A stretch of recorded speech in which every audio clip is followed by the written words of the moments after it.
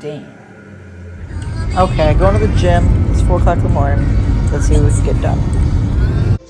So I get asked a lot, oh, how do you find the motivation to start? Or, what was your drive? And to be honest, it was a New Year's resolution to stop drinking calories. I let myself go. I knew I was bad. I was drinking every night. I was depressed. I was at my all-time bottom, and I know I needed to make a change, and no one was going to do it for me. So it was either continue down the path I was going down, or do something about it. And so I took the leap of faith to, stop drinking calories. I knew that I would lose some weight that way because I drank a lot. So that's where it started. So when I first started, my New Year's resolution was stop drinking calories. At that time, I was about 180.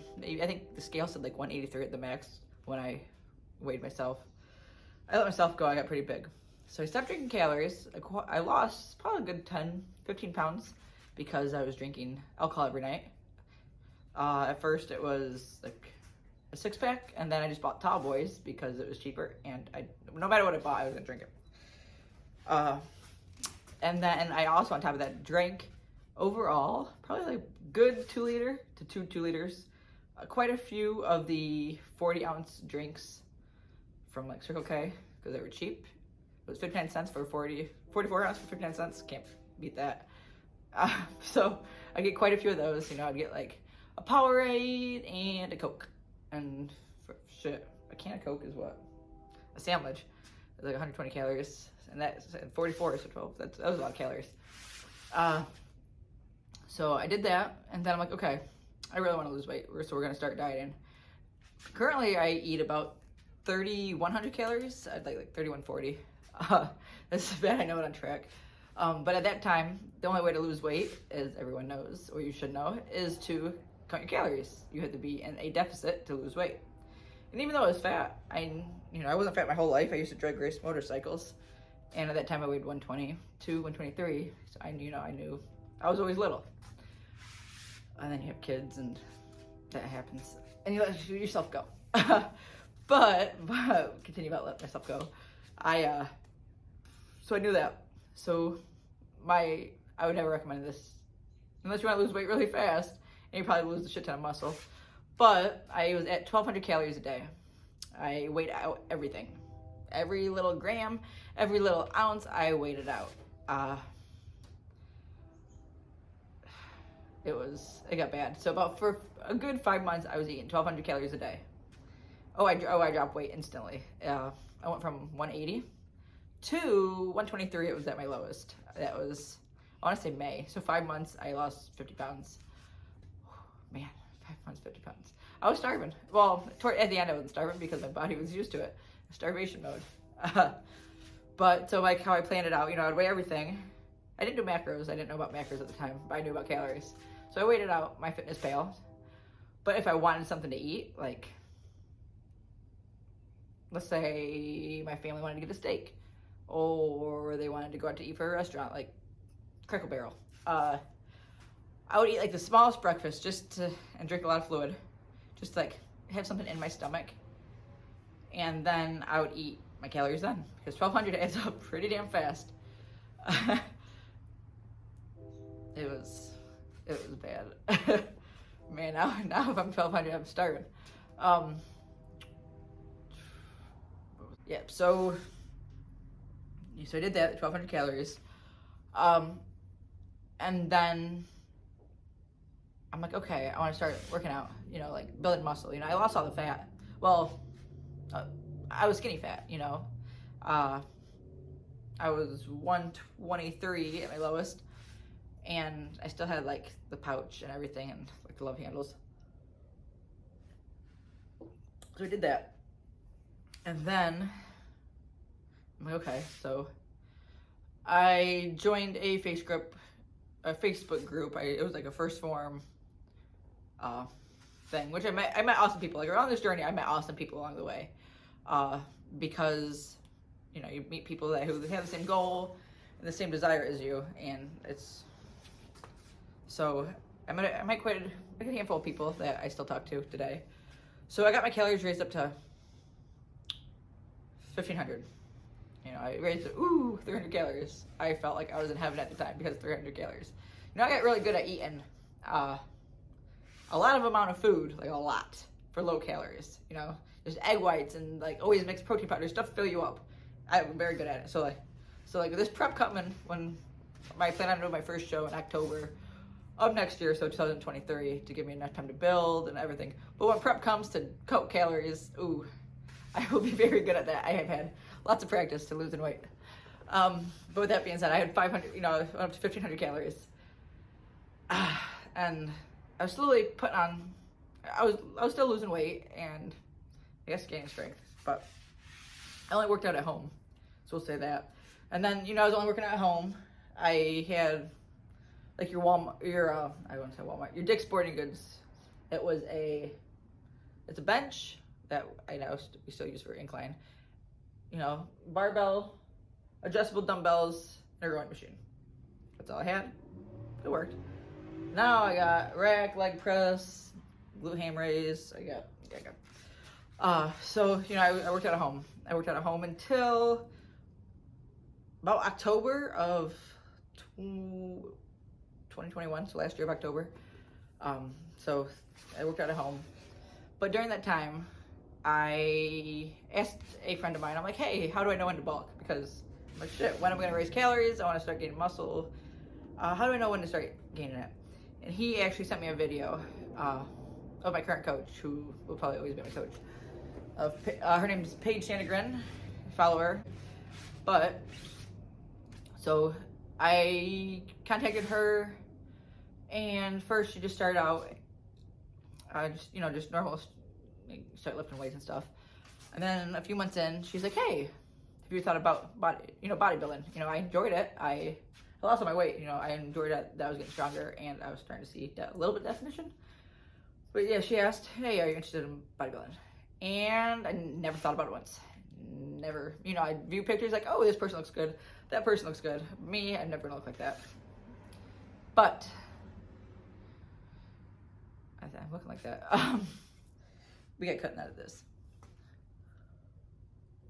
You know, when she mentioned this to me, I got the ball rolling.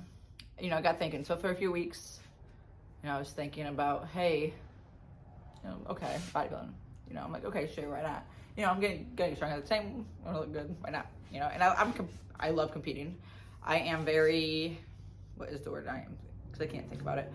I'm very competitive. You know, between sports I did growing up and drag racing motorcycles. You know, I like to win. I'm competitive. I like to give my best that I can give.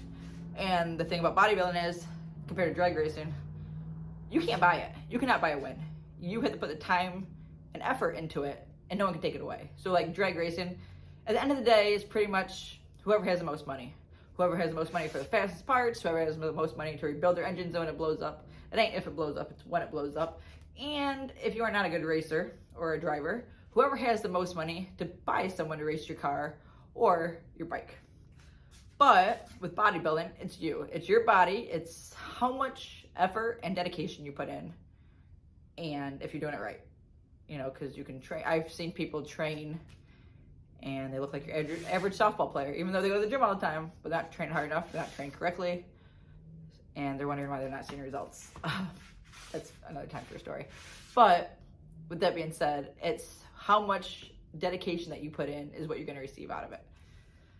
So, you know, I'm like, okay, let's start this. So we started the journey October-ish, maybe September, around early fall, we'll say that. Late summer, early fall is when I decided to, hey, I want to compete one day.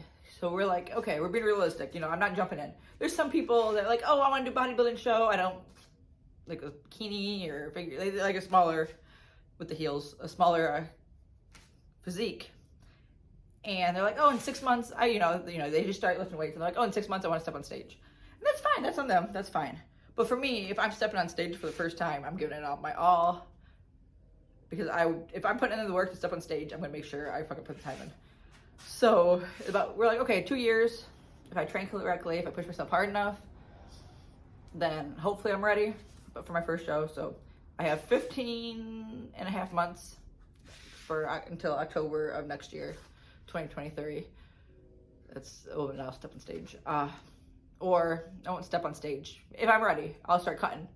But if I do not look symmetrical or if I'm lacking something, I will keep training until I think I'm ready. But with that being said, we started to raise my calories. We had a new training plan going forward with that. So we raised my calories about, it was a lot, from 1,500, right now I'm at 3,000. I want to say we raised them, I have to look back, at least 400 calories. And we, I sat at that for a good month or two. And then we raised it up another 100, 200 calories, just because my body responded really well, and I was still burning fat and muscle. My weight kept dropping, even though I really wanted to stay the same, so I knew I was burning fat and gaining muscle. I went to the gym, and someone introduced me to powerlifting. I remember the first time I benched a plate. It was October of 2021, because I was excited. I benched plate 135, woo, that was my goal. Now my max is 180, which ain't too bad. It was about 145 at the time I did that. But I got introduced to powerlifting, and it's fun. It's fun lifting heavyweight. It is fun. I enjoy the heaviness. My joints do not enjoy it, and it's my heart dedication is bodybuilding to get bigger.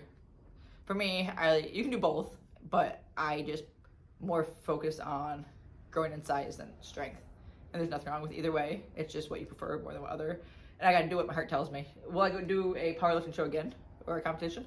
Yeah, I'll do another competition again. But as of right now, I would like to step on stage as a bodybuilder. And that's what I'm training for. So I train 7 days a week, which I don't think most people should, but it works for me. I have not had injury. I do not train the normal way that most people train, the bro splits or pulls and pushes. No, I don't train that way.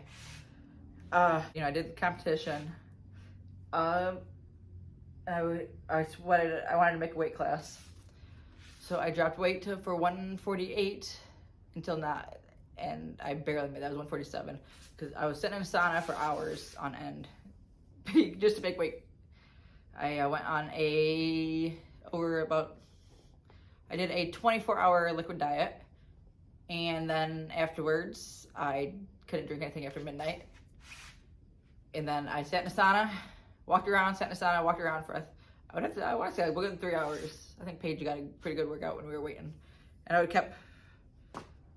just remember, the weight kept going down, but just the sweat, because I was sitting in a sauna suit, it just kept pouring out. It was just dripping out all over.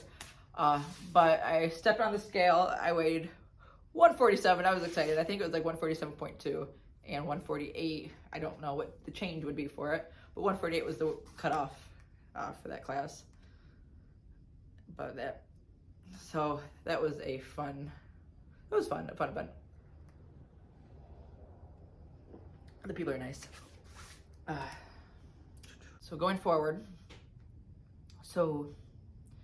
I will do each I'm planning on doing a topic on each different things. I want to talk about one video about skinny shaming, which people don't talk about, which is horrible skinny shaming, and the struggles that I went through, and I know other people go through, and it makes them nervous and not want to step on the scale, or there's the things that people don't talk about. That's my goal. So if I can help 1 or 2 people just making this journey, and they're like, hey, she did it, I can too. I guess follow along my journey.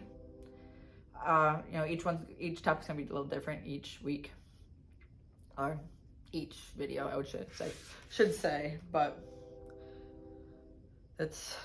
I'll give you a journey of how it went through and how each prep went.